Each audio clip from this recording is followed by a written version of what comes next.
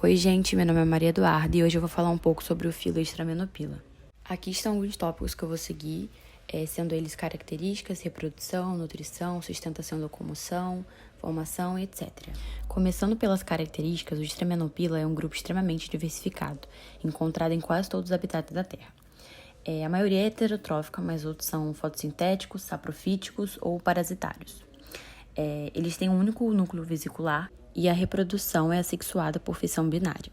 Eles possuem pelos únicos, complexos ou tubulares, com 3 partes nos flagelos, durante algum estágio de seu ciclo de vida. A reprodução sexuada geralmente é gamétrica. Em geral, os gametas são isolamentos, exceto por algumas diatomáceas e algas pardas. A divisão do núcleo ela ocorre por pleromitose aberta sem centríolo, e as reservas alimentares são armazenadas na forma de polissacarídeos líquidos, em geral, luminaria ou óleos. Agora, indo para o tópico sustentação e locomoção, eu deixei alguns exemplos, mas eu vou falar sobre as diatomáceas e os homicídios. As diatomáceas são unicelulares e possuem uma parede celular de sílica, que basicamente fornece a sustentação. Elas não são móveis no sentido tradicional, mas podem flutuar e ser arrastadas pela água devido às correntes aquáticas. E os homicetos são geralmente não móveis e crescem como estruturas de multicelulares filamentosas, chamadas de rifas. Eles se deslocam principalmente por crescimento e expansão de suas rifas. Finalizando a primeira parte do slide, agora eu vou falar sobre a nutrição das extremanopilas. Elas apresentam grande variedade de hábitos alimentares. Algumas são fotossintéticas, outras heterotrófas digestivas e outros ainda são sapofíticos.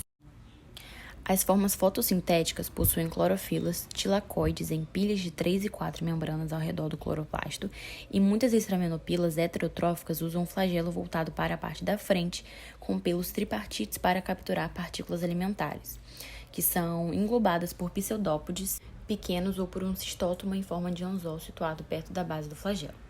Outras formas heterotróficas alimentam-se saprofiticamente, excretando enzimas que digerem os alimentos fora da célula e, em seguida, absorvem os nutrientes por meio de poros diminutos existentes na superfície da célula.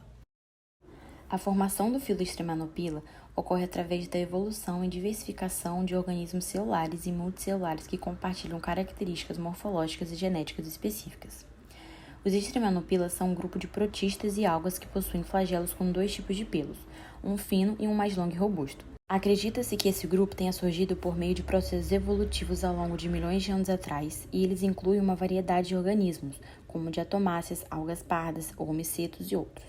A evolução desse filo envolveu eventos como a formação de estruturas celulares específicas, adaptações ao ambiente aquático e desenvolvimento de características únicas, como a parede celular de celulose nas diatomáceas.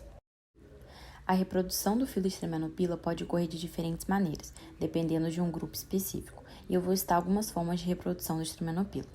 Dando início à reprodução assexuada, muitos extramenopilas podem se reproduzir assexuadamente através da divisão celular, onde uma célula-mãe se divide em 2 ou mais células filhas idênticas. A reprodução sexuada em alguns grupos de extramenopilas, por exemplo, como os homicetos, a reprodução sexuada ocorre através de fusão de células sexuais, chamadas de gametas, de diferentes indivíduos. E isso leva à formação de novos organismos geneticamente diferentes. Outro tipo de reprodução é a reprodução por conjugação.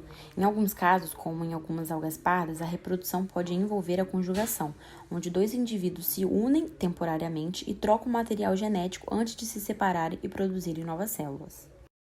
Agora, indo para o tópico importância ecológica, esse filo tem grande importância ecológica, pois contribui para a produção de oxigênio e a reciclagem de nutrientes nos oceanos e ambientes de água doce. A presença e a diversidade de organismos desse filo em ambientes aquáticos podem ser usadas como indicadores da qualidade da água e da saúde dos ecossistemas. Portanto, o filo extremanopila desempenha diversos papéis fundamentais nos ecossistemas, influenciando a produção primária, a ciclagem de nutrientes e a biodiversidade em ambientes aquáticos e terrestres. Voltando para o tópico nutrição, como dito nos primeiros slides, elas apresentam grande variação de hábitos alimentares. Autotrófica via fotossíntese e heterotrófica através da ingestão de partículas orgânicas. Muitos extramenopilos heterotróficos usam um flagelo voltado para a parte da frente com pelos tripartites para capturar partículas alimentares. Por fim, e para a finalização do trabalho, vou deixar aqui alguns exemplos de filos extramenopilas. Obrigada pela atenção e até a próxima.